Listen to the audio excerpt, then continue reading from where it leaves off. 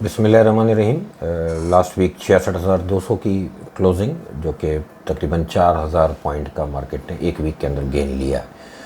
और बड़ी इंटरेस्टिंग बात यह है कि आखिरी दिन तक मार्केट जो है वो अपना ऑल टाइम न्यू हाई बनाती रही और ऑलमोस्ट टॉप पे ही बाज़ार ने क्लोज़ किया है। बहुत बहुत ज़बरदस्त मार्केट की परफॉर्मेंस है। और डेली बेसिस पे ये मैं नोट करता रहा हूँ कि मार्केट की जो एग्रेशन है वो नज़र आ रहा है कि बाज़ार डेली प्लस खुल रहा है 200-300 पॉइंट और वहाँ से 700-800 पॉइंट, 1000 पॉइंट तो कोई बात ही नहीं है। अब आजकल तो ये दौर आ गया है कि 1000 पॉइंट से कम जिस दिन होंगे उस दिन हम लोग कहेंगे कि भाई आज तो बड़ा जो है छोटा मोटा दिन था, 1000 पॉइंट तो कोई बड़ी बात ही नहीं है। और बल्कि आखिरी दिन तो 1500 पॉइंट। खैर, क्यों बुरा लगेगा, अच्छा लग रहा है, मज़ा आ रहा है और इन्जॉय कर रहे हैं इसको सब इन्वेस्टर्स। माशाल्लाह बड़ा लंबा सब्र था सारे इन्वेस्टर्स का। कुछ कमाने का टाइम आया लोगों का। मैं देख रहा हूँ बहुत से लोगों को अब होश आ रहा है कि बहुत पहले कह रहा था कि पोर्टफोलियो को शफल करना पड़ेगा, आइटम बेचने पड़ेंगे। मेरे ही दिलाया हुआ कोई आइटम होगा मैं कहूँगा बेच दो, अब दूसरा ले लो भाई, ज़िद बहस से कुछ नहीं होगा। अब वो लोग सामने आना शुरू हो गए जो कि पुराने आइटम्स लिए बैठे हैं और मेरे हिसाब से अभी भी उन्होंने देर नहीं की है। कोई मसला नहीं है, उनके पास ऑप्शन मौजूद है। मार्केट में वैल्यूएशंस कुछ भी नहीं है। ये 66,000 इंडेक्स।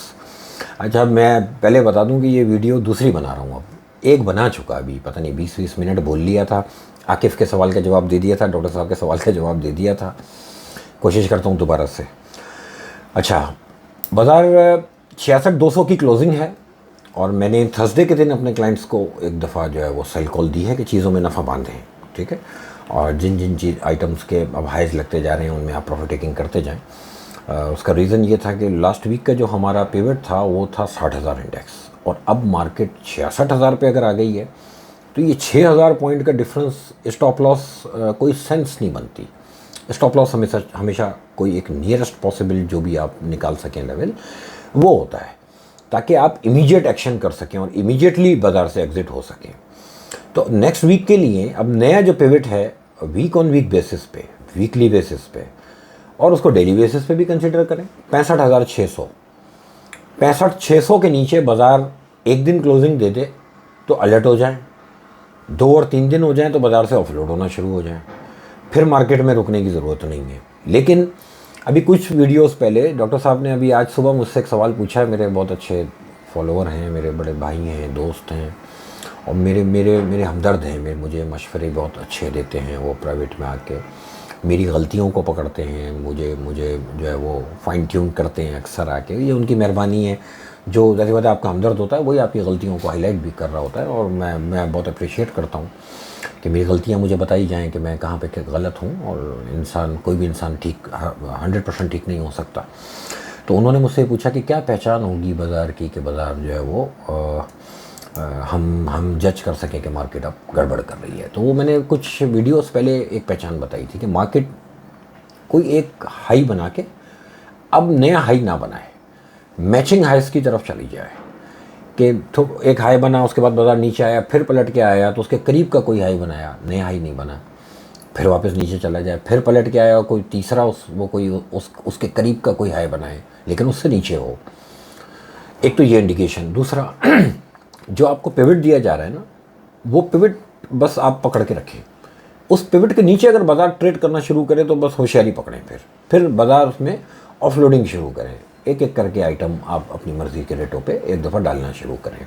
लेकिन आज की जो कंडीशन है इसमें जो मैं एक इन्वेस्टर का जो माइंडसेट देख रहा हूँ वो ये है कि अगर किसी को ये कहा जाए ना कि यार थोड़ा सा माल बेचो, तो वो बेच के मार्केट से भागने को तैयार बैठा है। तो मैं ये भी कह रहा हूँ अभी सब्र करो भाई, इसमें भागने की ज़रूरत नहीं। क्योंकि हो सकता है कि मैंने आपको 122-123 रुपये में एक चीज़ जो है वो बिकवाई है, वो अगर अपना ये 122-123 उसका एक ख़ास टेक्निकल लेवल है, अगर ये लेवल क्रॉस हो रहा है तो इसका मतलब यह है कि वो एक नए टारगेट जो है वो क्रिएट कर देगा, फिर वो वहाँ से बहुत दूर की तरफ निकल सकता है। फॉर एग्जांपल 65,500 ये मेरा बड़ा पुराना मेरा टारगेट था कि 53,000 टूटा है तो तकरीबन भी 65,500 तक बाज़ार आ सकता है।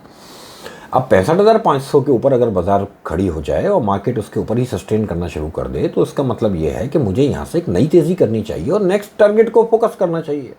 इसी तरह आइटम वाइज आपको कोई एक ख़ास लेवल है, अगर कोई टारगेट हम मेरी तरफ से दिया जा रहा है या किसी भी प्रोफेशनल की तरफ से दिया जा रहा है तो वो अपनी मर्ज़ी नहीं है, वो टेक्निकल चार्ट्स के ऊपर कोई ख़ास एक लेवल है ऐसा कि उस लेवल पे सप्लाई आएगी। अगर वो सप्लाई एब्जॉर्ब हो गई तो इट मीन्स कि लेने वाला जो बायर है वो इतना ताकतवर है कि उसने उस सप्लाई को एब्जॉर्ब किया है, और यानी उसने अभी और लॉन्ग ड्राइव पे जाना है।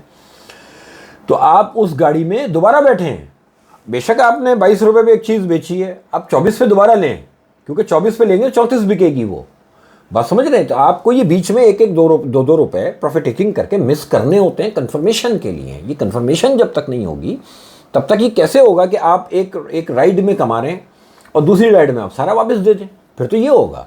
और मार्केट को अगर आप बिजनेस समझ के काम करेंगे ना, तो हमेशा एक बात याद रखें, हर बिजनेस की एक कॉस्ट होती है। स्टॉक मार्केट की कॉस्ट क्या है कि वो एक स्टॉप लॉस, वो एक खास लेवल जो कि आपको दिया जा रहा है, उसके नीचे जब मार्केट चली जाए तो जो अब लेटेस्ट जो सौदे आपने लिए हैं वो सौदे आप लॉस में बेचें।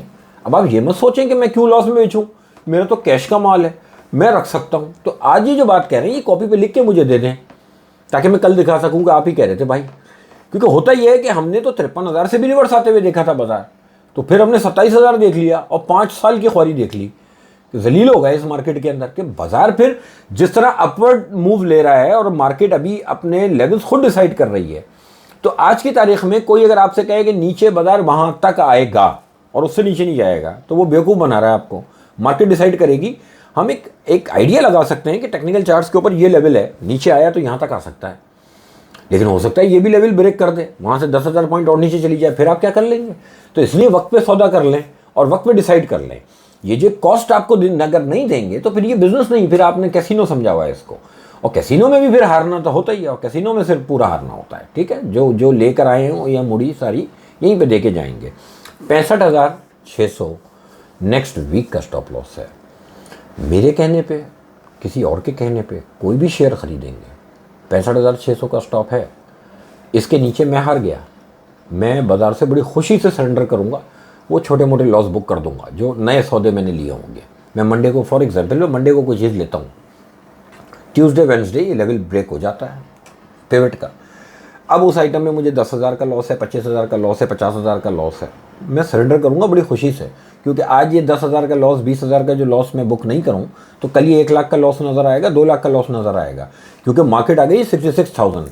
बाजार ने ज़रा से भी अंगड़ाई ली ना तो ये 53,000 55,000 तो ये ऐसे ही जाके खड़ी हो जाएगी। लेकिन अब मैं इस डर में बैठ जाऊं कि ये 53-55 आ सकती है, तो हो सकता है कि मैं डरा बैठा रहा और ये 75,000 हो गई। यही केस अभी 55-56,000 इंडेक्स पे लोगों के साथ हुआ है। मैं विटनेस हूँ खुद इस बात की कि जो लोग उस वक्त डर के बैठ गए, नहीं इरफान में बहुत महंगी होगी बाजार, अभी हम इंशाल्लाह करेक्शन का वेट करेंगे। और ये अभी कल परसों में भी कुछ लोगों का मैंने ये देखा कि मैंने उन लोगों को कुछ प्रॉफिट टेकिंग करवाई कि माशाल्लाह अच्छा गेन है, अब नफ़ा बांधें। वो प्रॉफिट टेकिंग कराते ही उन्होंने पैसे विड्रॉल करा लिए, जब उन्हें लग रहा अब नीचे आएगी तो करेंगे। अब मैंने उनसे ये कहा कि ये जो 122 पे बेचा है ना भाई, ये अगर 115 ना हुआ ना तो ये 140 हो जाएगा, और ये 140 हुआ ना तो फिर आप गए, फिर आपकी कभी हिम्मत नहीं होनी है इसको लेने की। बात ये कि इन कंपनीज की वैल्यूएशन तो अभी भी नहीं है। आप इंडेक्स को 66,000 देख के तो बहुत ओवरबॉट समझ रहे हैं, स्पेसिफिक आइटम वाइज तो देखें। आप याद करें कि शुरू में जब तेज़ी नहीं हुई थी और मैं लोगों को कह रहा था कि पैसा डालो, अपनी वीडियोस में मेरा पूरा यूट्यूब चैनल इसीलिए बनाया हुआ है कि वो हर बात मेरी रिकॉर्ड पे है, ऐसे ही हवा में नहीं मार रहा। मैं ये कह रहा था उस वक्त लोगों से कि ये पैसा डालने का टाइम है, आप लोग पैसा डालें और मार्केट में वैल्यूएशंस को देखें। वैल्यूएशंस ख़राब इसलिए हुई हैं कि आपके यहाँ पॉलिटिकल अनरेस्ट है, ये पॉलिटिकल चीज़ें संभलती हुई दिख रही हैं। ऑटोमेटिक आप IMF के पास आएंगे और उसके बाद आपने एक अच्छी ड्राइव पे जाना है, क्योंकि आपकी भी 21 अरब डॉलर की आपकी मार्केट रह गई थी। तो वैल्यूएशंस में उस वक्त मैंने एक बात बताई थी कि देखें जब बाजार बढ़ेगा ना तो अक्रॉस द बोर्ड हर चीज़ बढ़ेगी। आज की तारीख में मुझे कोई बता दे कि कौन सा शेयर है जो थोड़ा सा भी ना बढ़ा हो। शायद बाजार में जितनी लिस्टेड कंपनीज है ना सब थोड़ी थोड़ी बढ़ी है। लोग समझ रहे हैं कि हमारी टिप बहुत अच्छी थी, और भाई वो टिप कोई नहीं है किसी की, ये मैं आपको बता रहा हूँ। ये मैंने एक मेन टिप दी हुई थी कि जब बाजार में रिदम आएगा ना, हर चीज़ अपने आप को जो है वो थोड़ा थोड़ा ऊपर लेकर आएगी और थोड़ा थोड़ा पैसा उसकी तरफ शिफ्ट होगा, क्योंकि वैल्यूएशंस वो करंट फंडामेंटल के ऊपर ले आके एडजस्ट करेंगे। आज किसी भी एक सेक्टर का पाकिस्तान के अंदर जो भी उसकी ग्रोथ है, उन कंपनीज़ की जो भी अर्निंग्स हैं या उन कंपनीज़ के जो भी पे आउट्स हैं, उस हिसाब से आपकी मार्केट को कितने पी मल्टीपल पे होना चाहिए ये कैलकुलेट करें, और आज कितने पी मल्टीपल पे। अगर 66,000 इंडेक्स 4 के पी मल्टीपल, 4 और 4.25 के पी मल्टीपल के आसपास ट्रेड हो रही है तो कुछ भी नहीं ट्रेड हो रही, बाजार तो अभी भी बहुत सस्ता है। लेकिन ये कौन गारंटी देगा मुझे आगे कि ये इसके ऊपर ही के मल्टीपल पे ट्रेड होनी है, या एक दफ़ा बाजार ने इन मल्टीपल्स पे ही अपने आप को रोक लेना है। तो उसके लिए कोई एक रिस्क डिफाइन करें, और अगर कोई रिस्क या स्टॉप लॉस नहीं रख सकते ना, तो फिर एक फरिश्ता अपने साथ रख लें, कोई फरिश्ता बुला लें ऊपर से कि वो आके कान में आपके जो है वही दे कि अब ये होने वाला है, तो फिर उसकी सारी टिपें आपको सही मिलेंगी। इंसानों से ही लेनी है तो एक रिस्क, ये जो एक रिस्क है ना, ये वो एक हार है जो इस बात की कंफर्मेशन है कि इंसान है, खुदा नहीं है, ठीक है। और जो बगैर रिस्क बता रहा है ना, उसके अंदर एक नमरूद छुपा हुआ है, एक फिरौन छुपा हुआ है। वो ये समझ रहा है कि वही खुदा है, वो जो कह रहा है वही पत्थर पे लकीर है। मैं आप लोगों को बता रहा हूँ विदाउट रिस्क कुछ भी नहीं है, हर दौर में कुछ भी नहीं था और अभी सब कुछ भी नहीं है। 6500 के ऊपर बाजार है तो मार्केट बहुत सस्ती है इस वक्त, ये शेयर प्राइसेस बढ़ी नहीं है, ये मैं आपको बता रहा हूँ। जो सेक्टर्स पिछले वीक की वीडियो में मैंने रिफाइनरी सेक्टर का नाम लिया था, एक वीक के अंदर रिफाइनरीज का ज़रा गेन तो गिने। मैंने पिछली वीडियो के अंदर ओजीडीसी का नाम लिया था, एक वीक के अंदर ओजीडीसी का गेन तो देखें। अब अगर मैं ये कह रहा हूँ थोड़ा सांस लो, थोड़ा सा एक दफ़ा बेच के प्रॉफिट बुक करो, थोड़ा देखो अब क्या कर रहे हैं ये। अगर इनमें कोई डिप नहीं आ रही है, कंसोलिडेट कर रहे हैं कुछ दिन तक, दोबारा ले लेना, कुछ दिन सब्र तो करें आप अपना जो है। ये गेन्स अगर आपने किताबों में रखने हैं कि ये आज कल मेरा शेयर 10 रुपये का था, मुझे इतना प्रॉफिट था, आज 12 रुपये का हो गया, अब इतना प्रॉफिट है, और अब 14 रुपये का हो गया, अब इतना प्रॉफिट है, और रियलाइज़ नहीं कर रहा है, तो ये किताबों का जो नफ़ा है ना, ये किताबों में ही वापस चला जाता है। नफ़ा हमेशा जो जेब में होता है ना, उसको कहते हैं जो आप रियलाइज़ करें। आज रियलाइज़ किया है, कल आपने एक नया स्टॉप लॉस सामने रखा, अब पूरा वीक आपके पास है, इस पूरे वीक का एक ट्रेडिंग प्लान बनाएं, उस ट्रेडिंग प्लान के हिसाब से कितने पैसे हैं आपके पास, उस हिसाब से डाइवर्सिफाई करें, नई एलोकेशन करें, और उन शेयर्स की, स्पेसिफिक शेयर्स के स्टॉप लॉस अपने जहन में रख लें, पूछ लें। स्टॉप लॉस मर्जी पे नहीं होता, टेक्निकल लेवल्स पे होता है। टेक्निकल लेवल्स बताना आप लोगों के बस की बात नहीं है, ये मैं भी छोटा मोटा ही आदमी हूँ, या और किसी एक्सपर्ट से पूछ लो भाई, टेक्निकल लेवल के ऊपर स्टॉप लॉस होगा। स्टॉप लॉस लगा के अगर काम करेंगे, अगर किसी आइटम में 25 पैसे की हार है और 1.5 रुपये की जीत है, तो ये अच्छा सौदा है, ये कर लें। अच्छा, बहुत से लोग मुझसे पूछ रहे हैं यार अब हम लॉन्ग टर्म काम करेंगे। ये जो लॉन्ग टर्म काम वाली बात है ना, ये अंदर का शैतान जाग रहा है, सॉरी टू से।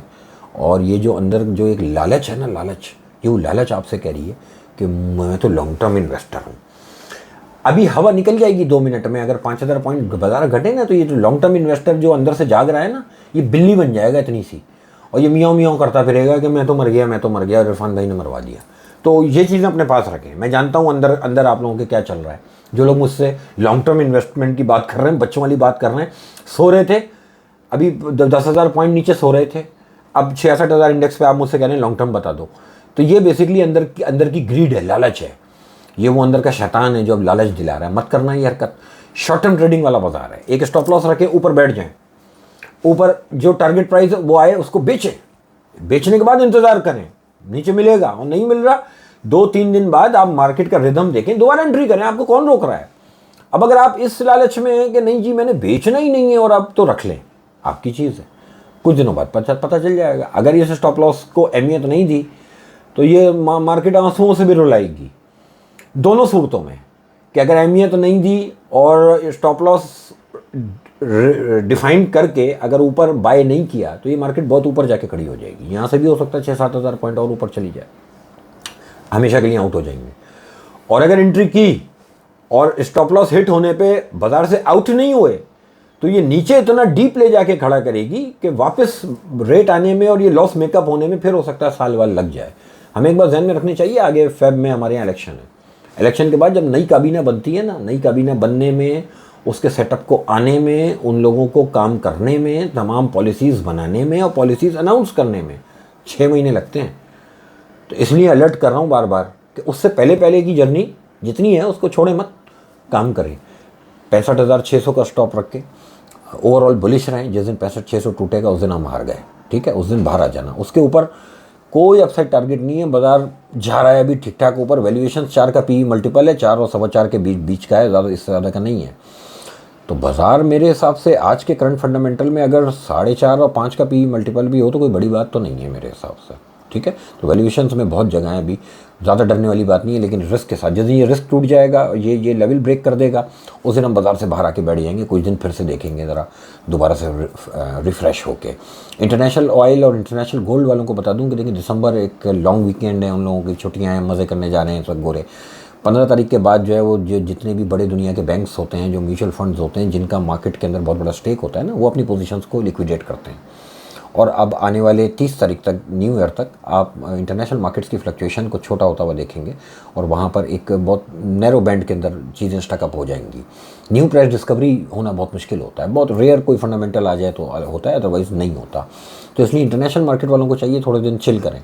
ये छुट्टियों के दिन आप लोगों के जो है वो क्रिसमस वगैरह मनाएं, न्यू ईयर मनाएं, और न्यू ईयर के बाद जब 1 तारीख को आँख खुले, 1 को तो नहीं खुलती न्यू ईयर वालों की आँख, तो 2 तारीख को ही खुलती है, ठीक है। तो 2 तारीख को फिर कांटेक्ट कीजिएगा, तो फिर मैं गोल्ड और ऑयल के भी लेवल्स दूंगा। ऑयल ओवरऑल बेरिश है, बता चुका। अब 78 का स्टॉप लॉस है, वो अभी काफ़ी ऊपर है। दिसंबर के बाद कोई नया स्टॉप लॉस जो है बताया जाएगा आप लोगों को, उसके बाद देखेंगे। ऑयल मुझे बेरिश लगता है। गोल्ड फ़िलहाल ठीक है, गोल्ड में मुझे कोई ऐसा फ़िलहाल वो नहीं है। गोल्ड में अभी अपसाइड जो है वो आपको पता ही है, ये इजराइल वॉर की वजह से गोल्ड में इतनी बड़ी फ्लक्चुएशन आई है, और गोल्ड ने ऑल टाइम नया हाई भी मारा है। 2135 का स्पॉट की बात कर रहा हूँ, 2135 का हाई बना है। तो इसलिए अभी गोल्ड में काम ना करें, वो सारा जंग की ख़बरों के ऊपर डिपेंड करेगा। ऑयल ज़्यादा बेहतर है, ऑयल के अलावा इंडाइसेस बहुत बेहतर हैं। इंटरनेशनल स्टॉक्स मेरे हिसाब से जनवरी से आपको काम करने का अच्छा मौका देंगे। हाँ, एक जुमला और, ये आज बोल देता हूँ, लेकिन 30 तारीख की जो न्यू ईयर की वीडियो होगी उसमें ज़रूर बोलूँगा। 2024 स्टॉक मार्केट्स का साल होने जा रहा है, यानी हमारा आपका साल होने जा रहा है, ठीक है। अभी कुछ भी नहीं हुआ है, 2024 में तमाशा देखो अभी इंशाल्लाह। ये जो वो लोग जो है ना, जो क्रैश का इंतजार कर रहे हैं, क्रैश, उनके अपने जहाज़ क्रैश हो जाएंगे। हो तो गए, वो 22% इंटरेस्ट रेट वाले होंगे तो हो गए जहाज़ क्रैश, तो बाकियों के जहाज़ भी इंशाल्लाह टाइटैनिक डूबेंगे। जो लोग पाकिस्तान के तबाह होने का इंतज़ार करते रहे, अल्लाह उनको तबाह बर्बाद करे। और ऐसे यानी मनहूस लोग जो पाकिस्तान के लिए हमेशा नेगेटिव ही बात करते हैं, अल्लाह वो सारी मनहूसत जमा करके पाकिस्तान की उनके ऊपर डाल दे। आप लोगों का बहुत शुक्रिया, थैंक यू।